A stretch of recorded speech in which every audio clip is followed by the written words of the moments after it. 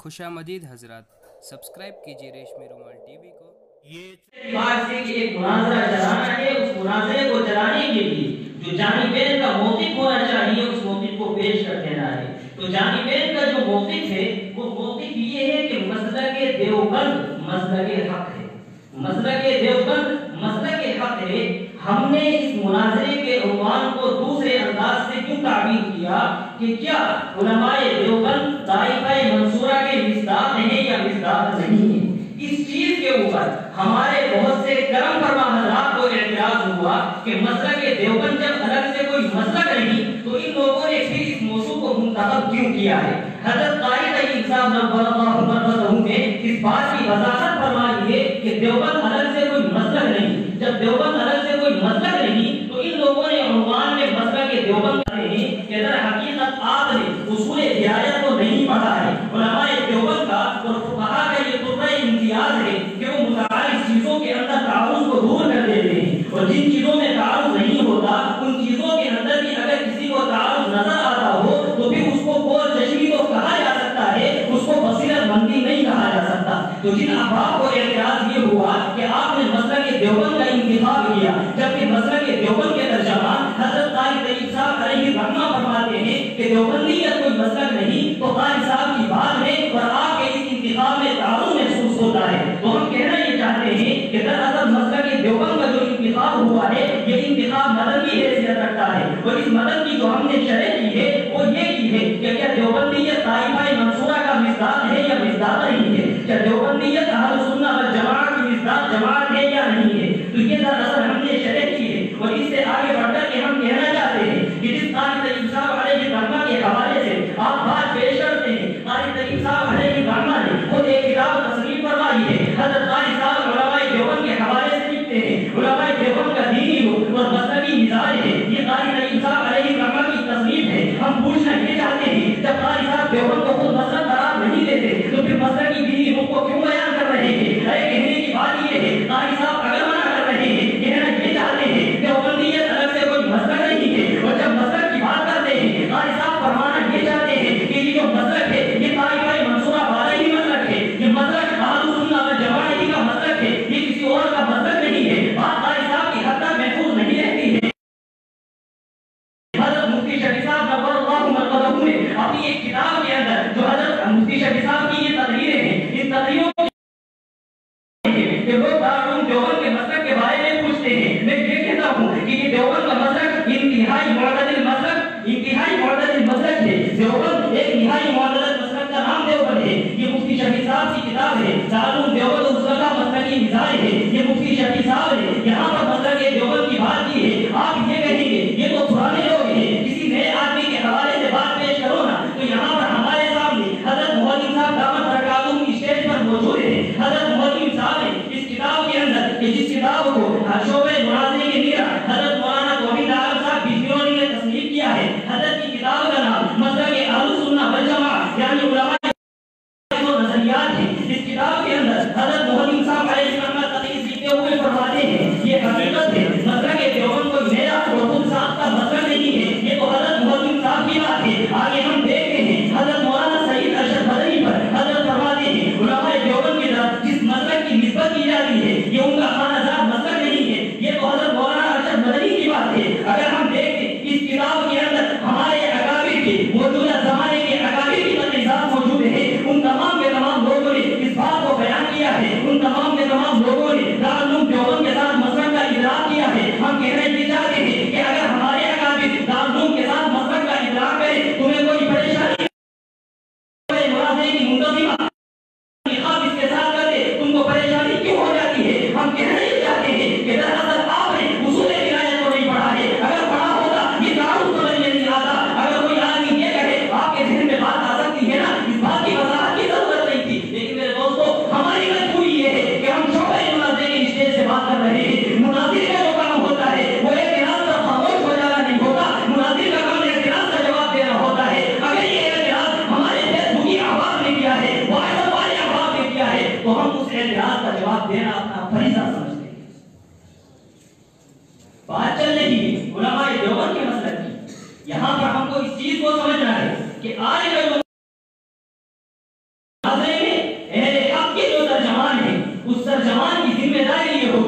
اس ترجمان کا موقف یہ ہوگا، وہ جس موقف کو پیش کرے گا، میرے حق کے ترجمان کا موقف یہ ہے کہ دارالعلوم دیوبند کا جو مسلک ہے، یہ مسلک افراط و تفریط سے پاک ہے، غلو اور تقسیم سے پاک ہے، یہ ایک نہایت معتدل مسلک ہے۔ اور جو اہل باطل کے ترجمان ہیں ان کا موقف یہ ہوگا کہ دیوبندیت افراط و تفریط سے پاک نہیں، یہ غلو اور تقسیم سے پاک نہیں، یہ اعتدال سے ڈھکی ہوئی جماعت ہے۔ تو اہل حق کا موقف یہ ہے کہ دارالعلوم دیوبند کا جو مسلک ہے یہ بعینہ اہل السنہ والجماعہ والا مسلک ہے اور یہ اعتدال والا مسلک ہے۔ اہل باطل کا موقف یہ ہوگا کہ ان لوگوں کا مسلک اعتدال والا مسلک نہیں، یہ افراط و تفریط سے پاک نہیں، یہ غلو اور تقسیم سے پاک نہیں، یہ لوگ اعتدال سے ہٹے ہوئے ہیں۔ اہل حق کے ترجمان کی آج کے مناظرے میں ذمہ داری یہ ہوگی وہ اس بات کو ثابت کرے کہ جو عقائد علماء دیوبند کے ہیں وہی عقائد علماء اہل السنہ والجماعہ نے جن عقائد کو بیان کیا ہے۔ بعد کے زمانے میں اہل السنہ والجماعہ کی حقیقی تعبیر اس بر صغیر کے اندر علماء دیوبند نے بھی ان عقائد کو اختیار کیا ہے۔ علماء دیوبند کے عقائد کو اہل السنہ والجماعہ کے عقائد پر تطبیق دینا یہ دیوبندیت کے ترجمان کی ذمہ داری ہوگی۔ اگر دیوبندیت کا ترجمان اس چیز کے اندر کامیاب نہیں ہوتا ہے، وہ علماء دیوبند کے عقائد کو اہل السنہ والجماعہ کے عقائد پر منطبق نہیں کر پاتا ہے تو پھر اس کی ترجمانی کا کوئی اعتبار نہیں ہے۔ اہل باطل کے ترجمان کی ذمہ داری ہوگی وہ اس بات کو ثابت کرے کہ اہل السنہ والجماعہ کا موقف نہیں ہے۔ اہل باطل اگر اس چیز کو ثابت کر دیتے ہیں کہ علماء دیوبند کا جو موقف ہے وہ اہل السنہ والجماعہ کا موقف نہیں تو اہل باطل اپنی اس ترجمانی کے اندر کامیاب ہوتے ہیں۔ ہم کہنا یہ چاہتے ہیں کہ اہل حق کے ترجمان کی ذمہ داری یہ ہوگی وہ علماء دیوبند کے عقائد کو اہل السنہ والجماعہ کے عقائد پر منطبق کرے۔ اہل باطل کے ترجمان کی ذمہ داری یہ ہوگی وہ علماء دیوبند کے مسلک کو اہل السنہ والجماعہ کے مسلک سے الگ دکھائے اور اس بات کو ثابت کرے کہ ان کا مسلک اعتدال والا نہیں، یہ افراط و تفریط سے پاک مسلک نہیں۔ آج کا جو ہمارا مناظرہ ہو رہا ہے وہ اس بات پر ہو رہا ہے کہ علماء دیوبند کا جو مسلک ہے وہ جماعت کا مسلک ہے، یہ الگ سے کوئی مسلک نہیں ہے۔ ذہن کے اندر ایک بات آتی ہے یہ اہل السنہ والجماعہ کون ہے؟ یہ علماء دیوبند کرتے ہیں امام الانبیاء سے لے کر کے آپ علیہ السلام دنیا میں تشریف لائے ہیں۔ آپ نے لوگوں کو دین کی دعوت دی ہے، نبی کی دعوت کو قبول کرنے والے اور نبی کی دعوت جن لوگوں کے ساتھ وہ دو قسم کے لوگ ہیں۔ ایک قسم کے لوگ تو وہ ہیں جنہوں نے نبی کی دعوت کو قبول کیا ہے، ایک قسم کے لوگ وہ ہیں جنہوں نے نبی کی دعوت کو قبول نہیں کیا ہے۔ جن لوگوں نے نبی کی دعوت کو قبول کیا ہے ان لوگوں کو امت اجابت کہا جاتا ہے، جن لوگوں نے نبی کی دعوت کو قبول نہیں کیا ہے ان لوگوں کو امت دعوت کہا جاتا ہے۔ امت اجابت کے اندر پہلا اختلاف عقائد کا ہوا ہے، عقائد کے اختلاف سے مسلک وجود میں آئے ہیں۔ اس بات کو سمجھیے گا کہ اختلاف اگر عقائد کا ہو مسلک وجود میں آتا ہے، اختلاف اگر مذاہب کا ہو مذہب وجود میں آتا ہے، عقائد کا ہو مسلک وجود میں آتا ہے، اختلاف مسائل کا ہو تو مذہب وجود میں آتا ہے۔ امت میں سب سے پہلا اختلاف عقائد کا ہوا ہے، مسلک اہل السنہ والجماعہ وجود میں آیا ہے۔ مسلک اہل السنہ صحابہ والا مسلک ہے، اس مسلک سے جن لوگوں نے عقائد میں اختلاف کیا ہے وہ مسلک شیعہ بنا ہے، وہ مسلک جعفری بنا ہے، وہ معتزلہ بنے ہیں، وہ خوارج بنے ہیں، ان لوگوں کا مسلک الگ بنا ہے چونکہ عقائد میں انہوں نے اختلاف کیا ہے۔ اب اہل السنہ والجماعہ جب آگے چلے ہیں ان لوگوں میں مسائل میں اختلاف ہوا ہے، جب مسائل میں اختلاف ہوا ہے تو مذہب وجود میں آئے ہیں، تو مذہب ابو حنیفہ بنا ہے، مذہب شافعی بنا ہے، مذہب مالکی اور مذہب حنبلی بنا ہے۔ ہم کہنا یہ چاہتے ہیں کہ اختلاف اگر عقائد کا ہو مسلک وجود میں آتا ہے، اختلاف مسائل کا ہو مذہب وجود میں آتا ہے۔ علماء دیوبند اپنے عقائد کے اعتبار سے اہل السنہ والجماعہ ماتریدی ہیں،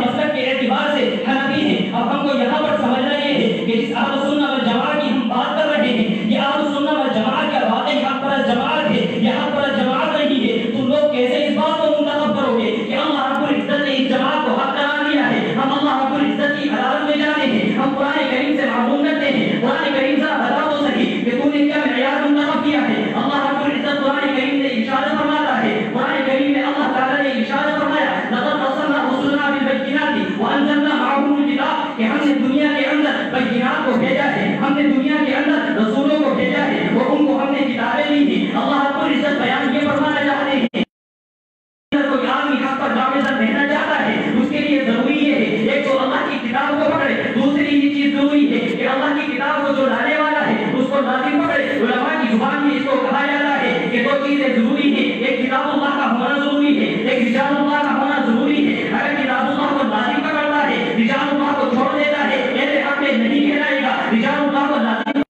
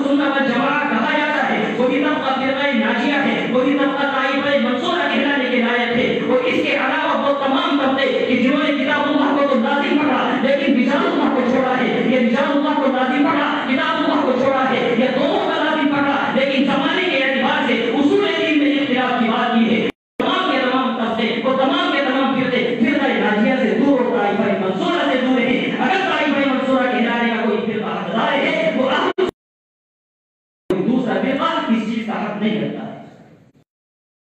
یہاں پر سنت والجماعت کی بات تو ہو گئی، ہندوستان میں آئیے گا، ہندوستان کے اندر اہل سنت والجماعت کی حقیقی تشریح ہو رہے ہیں۔ ہم یہاں پر غور کریں تو ہمیں معلوم ہوتا ہے حضرت شاہ ولی اللہ محدث دہلوی کی جو بات ہے، شاہ صاحب کی ذات نقطۂ اتحاد بھی ہے، شاہ صاحب کی ذات نقطۂ اختلاف بھی ہے۔ تمام کے تمام فرقوں کا اگر اجتماع ہوتا ہے شاہ ولی اللہ کی جانب ہوتا ہے، تمام کے تمام فرقے اگر وجود میں آتے ہیں، شاہ ولی اللہ کے شاگردوں سے وجود میں آتے ہیں، تو شاہ ولی اللہ کی ذات نقطۂ اتحاد بھی ہے، شاہ ولی اللہ کی ذات نقطۂ اختلاف بھی ہے۔ شاہ ولی اللہ کے بعد ہندوستان کے اندر اہل سنت والجماعت کی حقیقی تشریح کرنے والی اگر کوئی جماعت ہے وہ صرف علماء دیوبند کی جماعت ہے۔ اس جماعت کے علاوہ کوئی دوسری جماعت یہ کہلانے کے لائق نہیں ہے کہ وہ اہل سنت والجماعت کی حقیقی تشریح کرنے والی ہے۔ یہ تو ایک دعویٰ ہو گیا۔ اس دعوے پر اگر ہم دلیل دیکھنا چاہتے ہیں، بات تفصیلات نہ جاتے ہوئے ہم اگر اصول دین کو دیکھتے ہیں، ہم اصول دین میں غور کریں، اہل سنت والجماعت کی حقیقی تعبیر اگر کوئی جماعت ہے،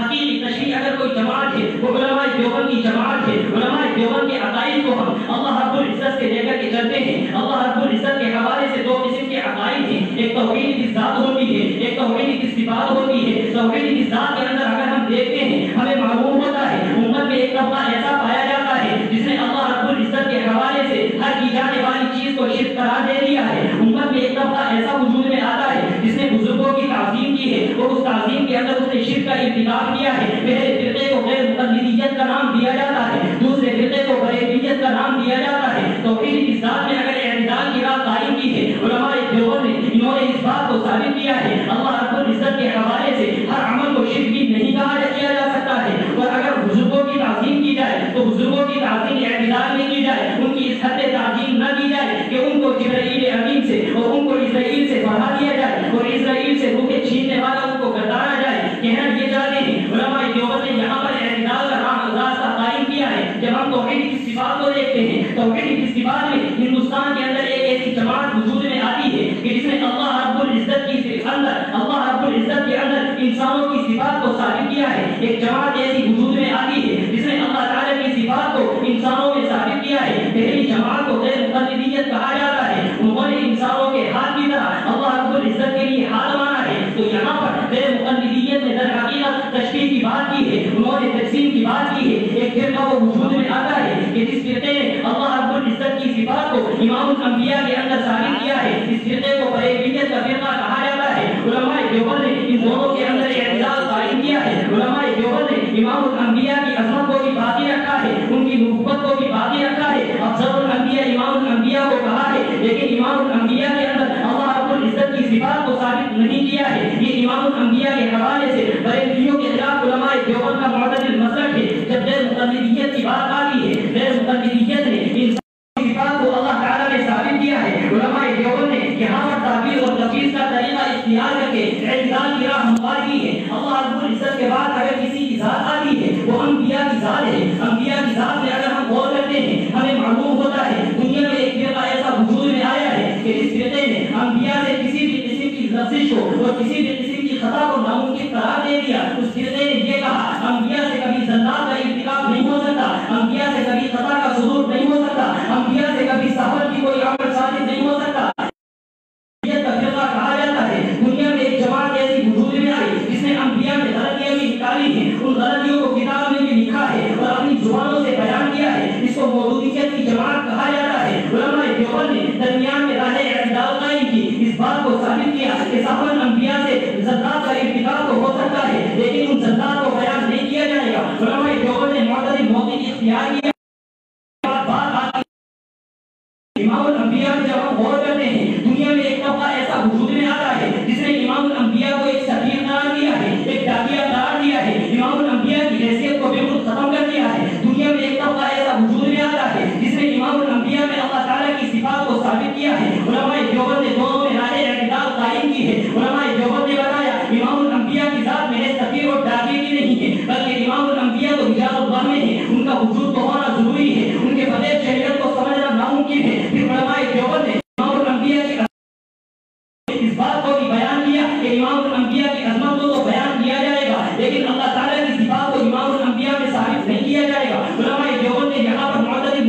اختیار کیا ہے. اگر انبیاء کے بعد بات آتی ہے تو صحابہ کی بات آتی ہے. صحابہ رضوان اللہ تعالی علیہم اجمعین کے حوالے سے امت میں ایک ایسا طبقہ وجود میں آیا ہے کہ جس نے صحابہ کی تکفیر کی ہے، اس کو خوارج کا طبقہ کہا جاتا ہے. اور ہندوستان کے اندر اس فرقے کی حقیقی ترجمانی کرنے والی اگر کوئی جماعت ہے وہ رافضیت کی جماعت ہے، وہ شیعیت کی جماعت جس نے صحابہ کی تکفیر کی ہے. ایک فرقہ ایسا بھی ہے کہ جس نے صحابہ کی تکفیر ہی نہیں کی بلکہ صحابہ میں سے بعض صحابہ کو منتخب کیا اور ان کو انبیاء سے اعلیٰ بنا دیا ہے. حضرت علی کو انبیاء سے اعلیٰ بنا دیا ہے، حضرت حسین کو انبیاء سے اعلیٰ بنا دیا ہے. ایک طرف صحابیت کی اس نے دوسری طرف صحابہ کو اعلیٰ بنا دیا ہے. علماء دیوبند نے درمیان میں رائے انہوں نے اس بات کو بیان کیا ہے کہ صحابہ کرام کی جماعت ایسی جماعت ہے اور صحابہ کی جماعت ایسی جماعت ہے کہ اس جماعت نہیں کی جا سکتی ہے. صحابہ کی عظمت کو تسلیم کرنا لازمی اور ضروری ہے. اگر کوئی صحابہ کی عظمت کو تسلیم کرتا ہے وہ اہل سنت و جماعت کہلانے کے لائق نہیں ہے. علماء دیوبند نے رافضیت اور خارجیت کے درمیان راہ اعتدال قائم کی ہے. علماء دیوبند نے رافضیت اور موضوعیت کے درمیان راہ اعتدال کے بعد کسی چیز کا وجود ہوتا ہے. بلکہ اگر ہم یوں کہیں کہ صحابہ سے جو چیز ہم تک پہنچی ہے، امام الانبیاء کے پاس وہ چیز آئی ہے، امام الانبیاء نے وہ چیز صحابہ کو دی ہے، صحابہ نے وہ چیز امت کو دی ہے، وہ قرآن کریم ہے. قرآن کریم کے حوالے سے امت میں ایک طبقہ ایسا پایا جاتا ہے جو قرآن کریم کی تفسیر کرنے کا ہر ایک آدمی کو اختیار کا نام دیا جاتا ہے. امت میں ایک طبقہ ایسا ہے کہ جس نے قرآن کریم کی تفسیر قرآن کریم کو تحریف شدہ اور محرف قرار دیا ہے. تو ایک طبقے نے افراد سے کام لیا ہے، دوسرے طبقے نے تفریق سے کام لیا ہے. علماء دیوبند نے اس سلسلے کرتے ہوئے کہا کہ قرآن کریم کو محرف بھی نہیں کہا جا سکتا ہے. قرآن کریم محرف نہیں ہے. انا نحن نزلنا الذکر وانا له لحافظون کی روشنی میں قرآن کریم کو غیر محرف کہا جائے گا. اور قرآن کریم کی تفسیر کا ہر ایک آدمی کو اختیار نہیں دیا جا سکتا بلکہ اس کے لیے چند شرائط ضروری ہیں. علماء دیوبند نے قرآن کریم کے حوالے سے راہ اعتدال قائم کی ہے. اگر قرآن کریم کے بعد امت میں کوئی طبقہ وجود میں آتا ہے جو طبقہ صحابہ کے زمانے میں بھی تھا، وہ صوفیہ کا طبقہ ہے. صوفیہ کے طبقے کے حوالے سے امت میں ایک فرقہ ایسا وجود میں آتا ہے جو صوفیہ کی تکفیر کرتا ہے، صوفیہ کو زندگی قرار دیتا ہے. امت میں ایک طبقہ ایسا وجود میں آتا ہے جو صوفیہ کی تکفیر کرنے کے ساتھ ساتھ ان کو گمراہ قرار دیتا ہے. اس طبقے کو غیر مقلدیت کا نام دیا جاتا ہے. امت میں ایک طبقہ ایسا وجود میں آتا ہے جو صوفیہ کی اتنی عظمت کرتا ہے اس کو اللہ رب العزت کے مقام تک پہنچا دیتا ہے. علماء دیوبند کے درمیان میں راہ اعتدال قائم کی ہے. انہوں نے یہ کہا صوفیہ کی توہین بھی نہیں کی جائے گی، صوفیہ کو اللہ رب العزت کے مقام تک بھی نہیں پہنچایا جائے گا بلکہ وہ انسان ہیں، ان سے غلطیاں بھی ہوگی، ان سے گناہ بھی ہوں گے. اعتدال کے راہ قائم کرنے والی اگر کوئی جماعت ہے، علماء دیوبند کی جماعت ہے. یہ تو تصوف کی بات ہے. جب ہم بات فقہ کی لیتے ہیں تو فقہ کے حوالے سے ہم امت میں ایک ایسا طبقہ دیکھتے ہیں جو فقہ کا انکار کرتا ہے، اس کو منکرین حدیث کہا جاتا ہے. امت میں ایک طبقہ ایسا ہے جو فقہ کو تو مانتا ہے لیکن ہر ایک آدمی کو ہر طریقے کے مسئلے پر عمل کرنے کی اجازت دیتا ہے، اس کو غیر مقلدیت کہا جاتا ہے. علماء دیوبند نے راہ اعتدال قائم کی ہے. انہوں نے اس بات کو ثابت کیا فقہ کا انکار بھی نہیں کیا جا سکتا لیکن فقہ کو مان کر کے ہر مسئلے پر عمل بھی نہیں کیا جا سکتا بلکہ تقلید معین کا حکم ہونا ضروری ہے. اعتدال کے ساتھ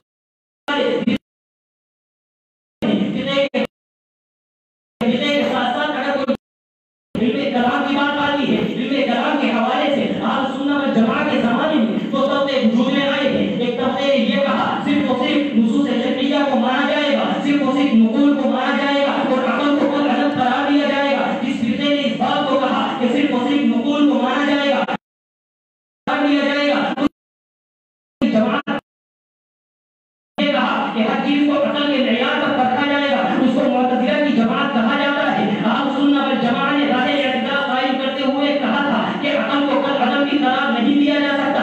عقل جو ہے اس کی حیثیت ایک خادم کی ہے، عقل نقل کی خدمت کیا کرتی ہے. عقل کو کل عدم بھی قرار نہیں دیا جا سکتا، عقل کو بھی قرار نہیں دیا جا سکتا ہے. اسی مسئلے کو در حقیقت اسی مسئلے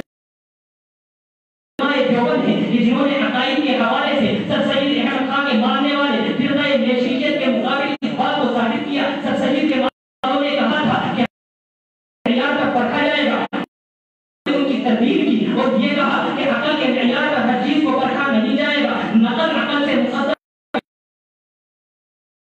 نقل سے ہوگا، عقل کو جائے گا. تو فرقہ نیشیت نے ہر چیز عقل کو قرار دیا تھا. علماء دیوبند نے ان کا مقابلہ کر کے کہا کہ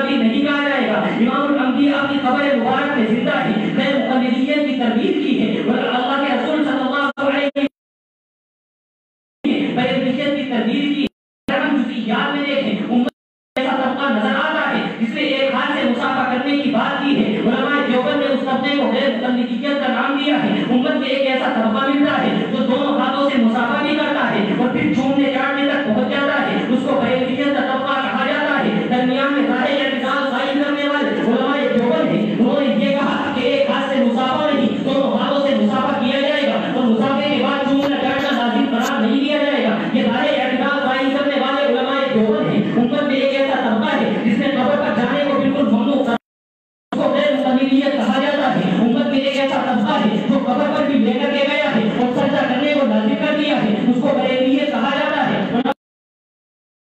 کرتے ہوئے منع بھی نہیں کیا جائے گا.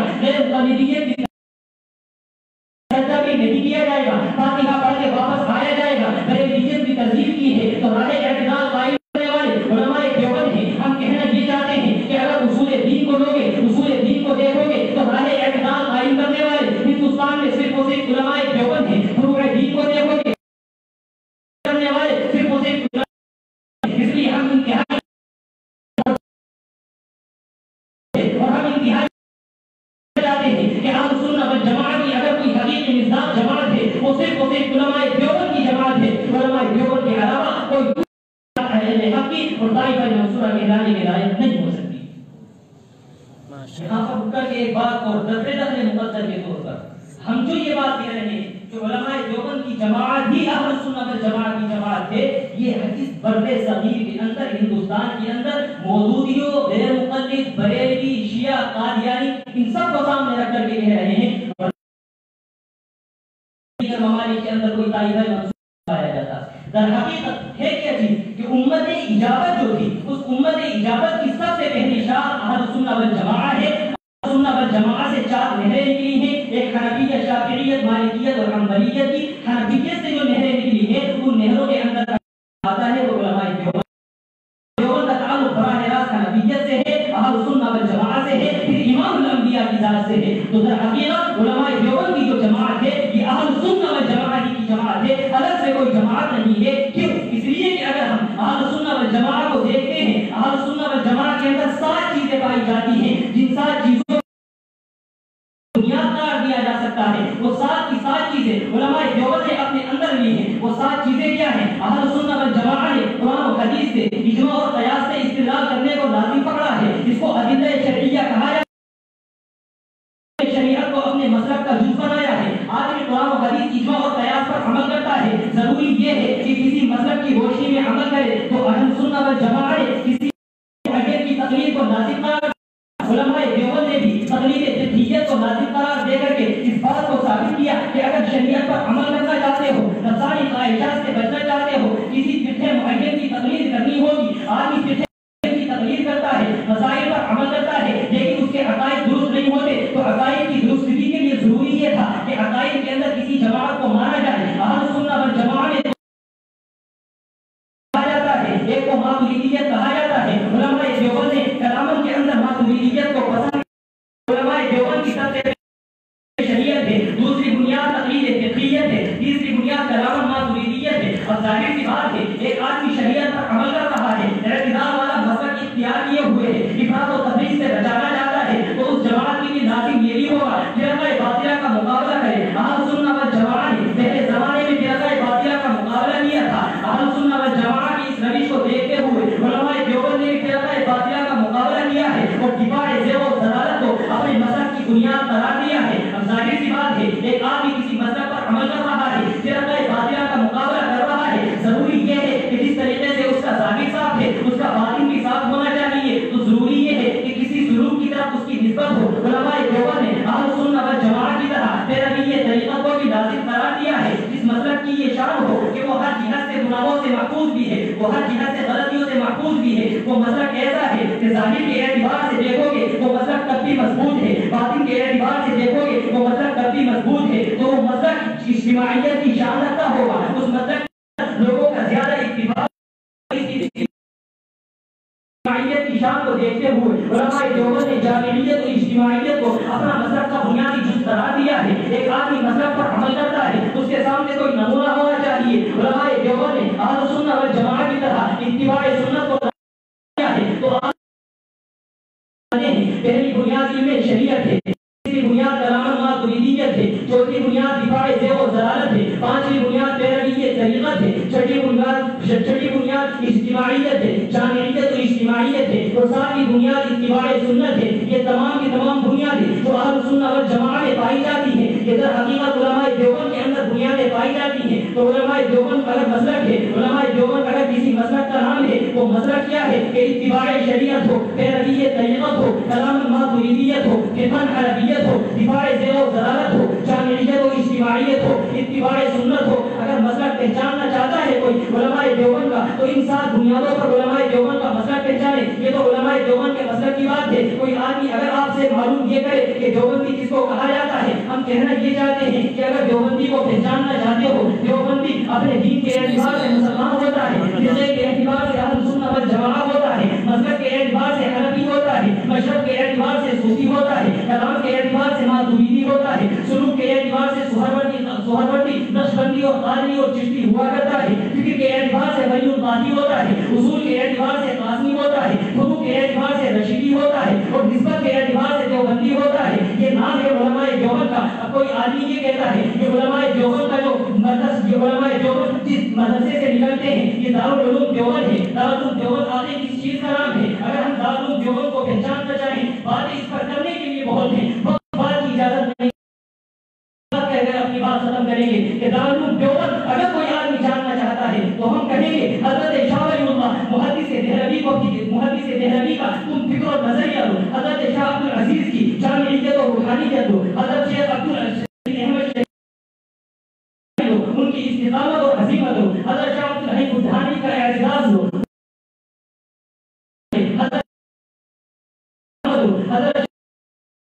حضرت شاہ رفیع الدین کی شان مفسریت کو لو. آگے چل کر کے حضرت شیخ عبد الحق محدث دہلوی کے بعد شاہ رفیع الدین کے بعد مولانا مملوک علی کی شان افضلیت کو لو اور شان تربیت کو لو. مولانا مملوک علی کے بعد حضرت مولانا شان محدثیت کو لو. مولانا مملوک علی اور مولانا احمد صاحب سہارنپوری کے علاوہ حضرت نانوتوی کی شان افضلیت کو لو, حضرت گنگوہی کی شان فقاہت کو لو, حضرت مولانا خلیل احمد صاحب سہارنپوری کی شان محدثیت کو لو, علامہ کشمیری کے علم کو لو, حضرت طاہر طیب صاحب کی خطابت کو لو, حضرت حکیم الامت حضرت مولانا اشرف علی تھانوی کی حکمت کو لو, اور ان کے علاوہ علامہ کشمیری کے علم کو بھی اس میں ملا لو. حضرت شیخ زکریا علیہ الرحمہ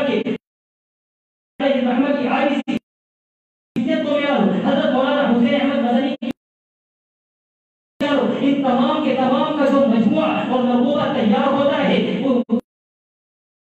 مرغوبے کو علم اور تاریخ کی دنیا میں دارالعلوم دیوبند کہا جاتا ہے. دارالعلوم دیوبند اگر نام حضرت شاہ ولی اللہ محدث دہلوی کے فکر و نظریے کا, شاہ عبد العزیز کی جامعیت اور روحانیت کا, اور بعد میں حضرت نانوتوی کی شان افضلیت, حضرت گنگوہی کی فقاہت, علامہ کشمیری کا علم, حضرت تھانوی کی حکمت, اور ان کے علاوہ حضرت علامہ مولانا احمد صاحب سہارنپوری کی محدثیت, حضرت حکیم الاسلام قاری صاحب کی خطابت اور حضرت تھانوی کا کی جو حکمت ہے, ان تمام کا جو مجموعہ ہے علم اور تاریخ کی دنیا میں اس کو دارالعلوم دیوبند کہا جاتا ہے. دارالعلوم دیوبند کوئی الگ سے چیز نہیں ہے, یہ چیز وہی ہے کہ جو اہل سنت والجماعت کی حقیقی ترجمانی کرنے والی ہے. تو دارالعلوم دیوبند کی اگر ہم بات کریں, یہ بات بھی در حقیقت ہمارے سامنے ہے. علماء دیوبند کی بات کریں تب بھی کوئی اختلاف والی چیز نہیں, مذہب کے دیوبند کی بات کریں یہ چیز بھی واضح ہے. ہم تو حضرت مولانا ریاست علی نور اللہ مرقدہ کی زبان میں کہنا چاہتے ہیں کہ جو علم کا قافلہ مدینہ منورہ سے چلا تھا, دارالعلوم دیوبند کے اندر